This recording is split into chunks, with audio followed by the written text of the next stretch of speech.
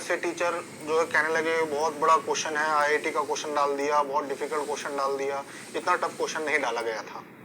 Question कैसे कि suppose अगर ये एंगल थीटा है, अगर मैं इसके वर्टिकल कंपोनेंट ऊपर की तरफ लेता हूँ और सरफेस हमारी एस है, ये हमारी सरफेस हो गया एस, सरफेस टेंशन एस, तो इसका जो कंपोनेंट है ये हो जाएगा 90 माइनस थीटा।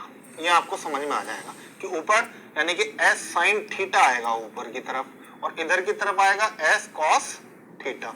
ये बात आपको समझ में आएगी। और ये क्वेश्चन सिर्फ 11th के लेवल का था और इसमें मतलब आईआईटी वाला मैं समझता हूँ इतना टफ नहीं था। कैसे? आपने 12th में 11th में पढ़ा था कि एक ट्यूब है और उसको हम ऐसे डायग्राम लेते थे ट्यूब में कि इस टाइप से डायग्राम होता था और ये डायग्राम की जो हाइट है वो आपकी ये होती थी यहाँ से यहाँ तक की h, और यहाँ पे दो टेंशन काम करती थी, एक इधर और एक इधर, दो टेंशन काम करती थी।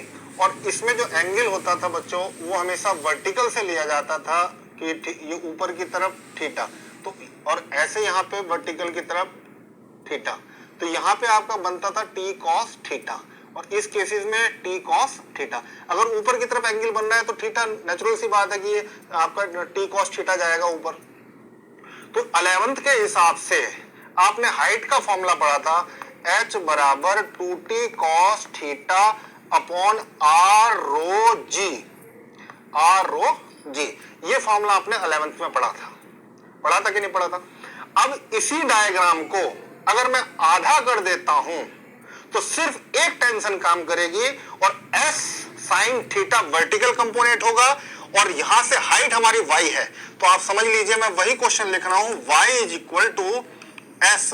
अब यहाँ पे दो टेंशन होती थी तो इसलिए 2t cos थीटा लिखा जाता था। यहाँ पे क्या लिखा था? 2t cos थीटा, लेकिन यहाँ पे एक ही टेंशन है तो इसका मतलब हो गया s साइन थीटा अपॉन, और ये जो डिस्टेंस है, ये डिस्टेंस बच्चों ये बताई गई थी क्वेश्चन में x है, क्योंकि वहां क्वेश्चन में r होता था तो यहाँ डिस्टेंस रखते थे r, तो r लिख दिया हमने, यहाँ x है तो r की जगह क्या रखेंगे?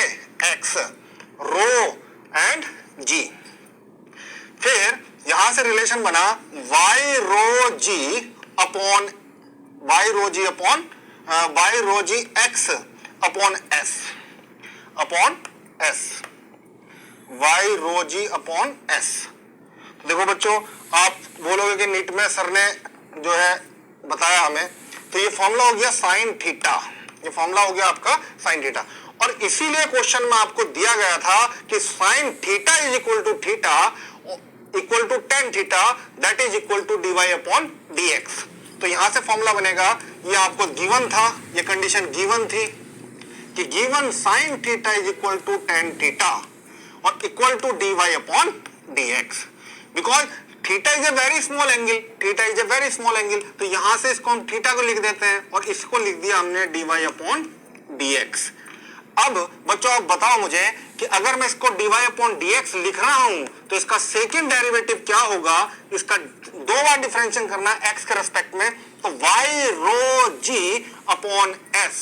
अब ये 3 लाइन का क्वेश्चन और पूरे इंडिया के टीचर इस क्वेश्चन को सोल्व करने के लिए बता रहे कि आईआईटी का क्वेश्चन है, बहुत डिफिकल्ट क्वेश्चन है, नीट के बच्चों को रुला दिया। ऐसा कुछ नहीं था इस क्वेश्चन के अंदर और मैंने बड़ा सोच समझ के देखो साइन थीटा गिवन दिया था उस क्वेश्चन के अंदर, ठीक है, और टेन थीटा भी बताया गया था क्वेश्चन में कि साइन थीटा टेन थीटा के बराबर होगा, dy अपॉन dx होगा।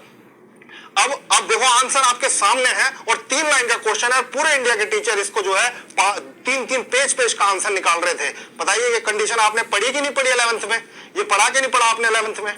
इसका हाफ डायग्राम पढ़ा था कि नहीं पढ़ा था? अगर इसका आधा डायग्राम कर दिया तो सिंपल सा निकल गया आंसर, सोचने वाली बात ही नहीं है, बड़ा सिंपल, मेडिकल का बच्चा हर बच्चा कर सकता था, इसमें क्या डिफिकल्ट था इसको।